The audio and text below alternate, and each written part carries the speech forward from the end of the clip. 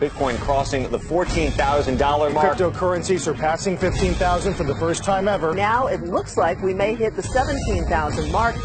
Bitcoin's price has been on a wild ride. 2017 alone saw massive gains, starting the year at under $1,000 and at its peak breaking $19,000. As Bitcoin's popularity surges and its price rises and falls, more and more people are asking the same question. How does Bitcoin, something that's essentially invisible and intangible, have value? That answer starts with basic economics.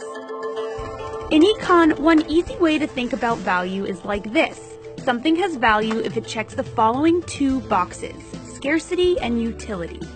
Scarcity just means that the supply is finite. And in the case of Bitcoin, there's actually a set cap on the number of Bitcoins that can ever exist, 21 million. Ben Yu, a blockchain expert living in San Francisco, says this set cap makes it more desirable than other assets, even gold.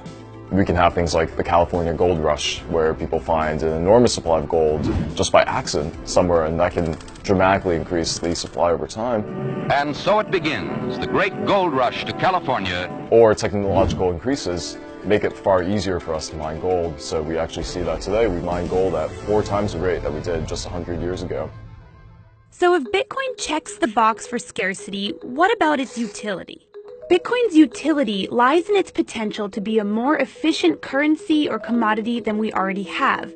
Proponents say it's useful for a number of reasons. First, Bitcoin's decentralized, meaning no bank, government, or single person has control over it. It can't be toppled by corruption at the top. Another use of Bitcoin is that it's trivially divisible, meaning you can buy a donut with it as easily as you can buy a house or even a mansion. Gold is very difficult to use transactionally. You can't go to the store and shave off some gold shavings to pay for your cup of coffee or buy a car with it. And third, the code it's built on is open source, meaning it's available for anyone to look at, scrutinize, and even modify. But as you may have noticed, none of those uses are intrinsic, and that's a point Bitcoin skeptics love to make. It has no intrinsic value. The idea that it has some huge intrinsic value is just a joke. It is not a rational currency in that sense.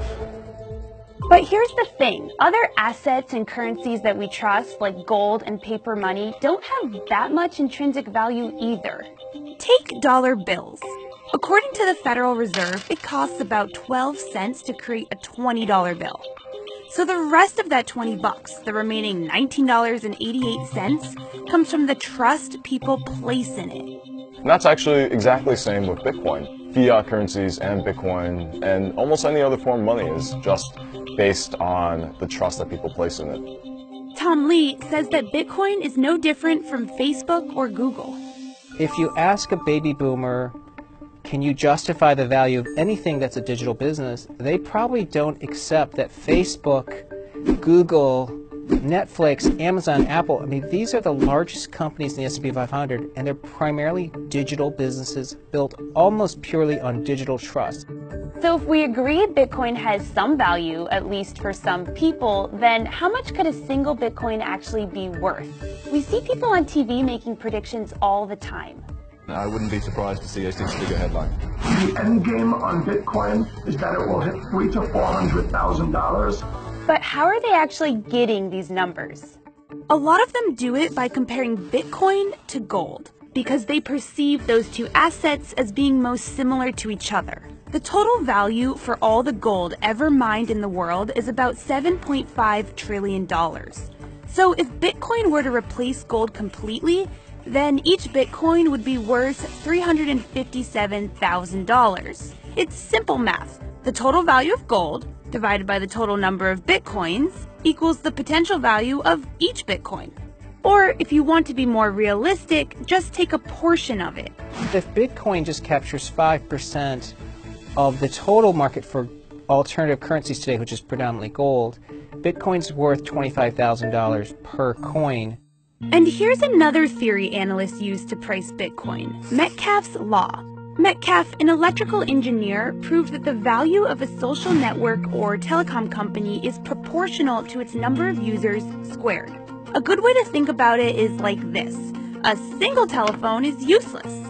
but the value of telephones increases exponentially as others get phones. Metcalfe's law holds for Facebook using 10 years of data, and Tom Lee says it holds for Bitcoin. Since 2013, 94% of the value of Bitcoin has been explained by just those two variables. Ultimately, Bitcoin's price will depend on the demand for it. If people believe in it and continue to buy it more than they sell it, then the price will rise. And conversely, if Bitcoin is sold more than it's bought, the price will fall. Many people think that Bitcoin is a bubble, and that's predicated on the concept that Bitcoin has no value. But there's reason to believe that that isn't true. By definition, Bitcoin is scarce. And the crypto may have utility as a superior way to store and exchange wealth.